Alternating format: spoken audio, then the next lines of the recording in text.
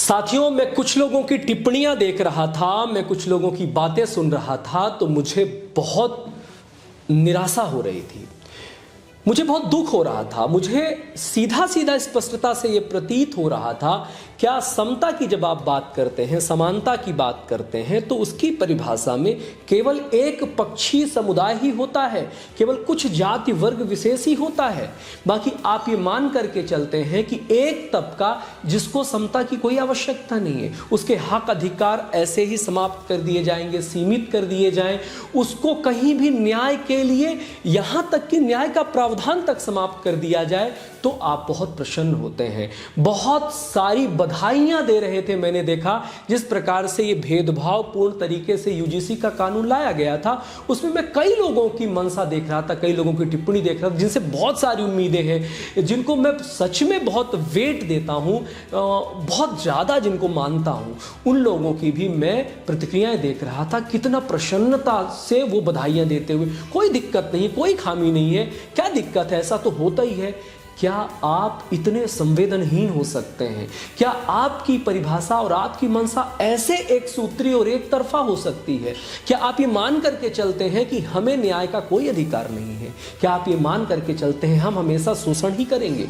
क्या आपके दिमाग में एकदम से ये फिट है कि कभी भी हमारे साथ अगर अन्याय होगा तो हमें किसी भी न्याय की गुहार लगाने का कोई अधिकार नहीं है? अगर आप ऐसा मान करके चल रहे हैं तो ध्यान रखिए, आपको फिर समता की गुहार लगाने का कोई अधिकार नहीं है, आपको संवेदना का कोई अधिकार नहीं है। ध्यान रखिए, संवेदना दोनों तरफ की होती हैं, कानूनी अधिकार दोनों। क्या यही बाबा साहब का संविधान आप मान करके चलते हैं? क्या इसी संविधान की आप बार बार दुहाई देते हैं, जो एक तरफा हो, जो एक तरफा न्याय करे, जो एक तरफा विलाप सुने? दूसरे का विलाप विलाप नहीं है क्या? दूसरे की तकलीफ तकलीफ नहीं है क्या? क्या सवर्ण समाज में तकलीफ नहीं हो सकती? सवर्ण समाज में अत्याचार नहीं हो सकता? सवर्ण समाज के बच्चों को भेदभाव का शिकार नहीं होना पड़ सकता? अरे तिलक तराजू और तलवार, इनको मारो जूते चार, ब्राह्मणवाद, ये ब्राह्मणों यूरेसिया जाओ, ये इस प्रकार के जो शब्दावलियां हैं, क्या यह जाति सूचक शब्दों को आप इनके साथ परिभाषित नहीं करते क्या? क्या इन तमाम चीज़ों को आप दरकिनार करना चाहते हैं? क्या ये अत्याचार और आरोप नहीं होते हैं? देखिए, अत्याचार सबके साथ हो सकता है, इस मानव समाज, इस संपूर्ण ब्रह्मांड, यहाँ तक कि कुत्ते बिल्लियों में भी अत्याचार हो सकता है। तो क्या केवल सवर्ण समाज ही अत्याचार विहीन है?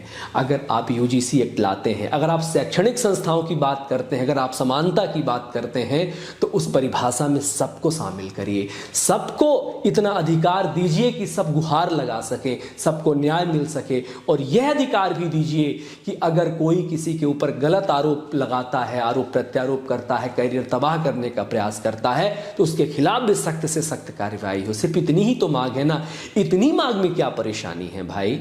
सिर्फ इतनी ही तो बात कही जा रही है ना कि जिस अत्याचार की, जिस भेदभाव की, जिस जातिगत टिप्पणी की बात हो रही है, उसमें सभी जातियों को शामिल कर लीजिए। क्या समस्या है? सभी प्रकार की जातियां हो और बिना किसी न्याय के किसी के खिलाफ भी आरोप दाखिल ना हो, पूरी तरह से जांच हो, पूरी तरह से जांच में अगर वो अपराधी पाया जाता है तो उसके खिलाफ मुकदमा दर्ज हो। वो किसी भी जाति के साथ हो सकता है, तब तो आप सामाजिक समरसता की बात करेंगे।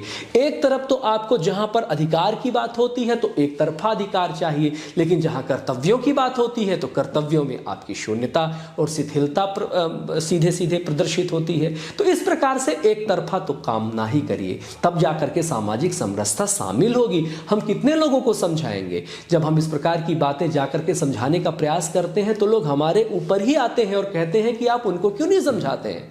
चूँकि मैंने तो आज तक, मैं जितना भी देख पा रहा हूँ वो देख पा रहा हूँ कि सबको बराबर हक है, सबको बराबर न्याय मिलने का हक है। इस वजह से मेरा विनम्र निवेदन है दोनों पक्षों में कि जब सामाजिक समरसता की आप लोग बात करें तो ध्यान रखें इस बात का कि किसी के साथ अन्याय ना होने पाए। बहुत बहुत धन्यवाद करते हैं आपको। जय हिंद, जय भारत, वंदे मातरम।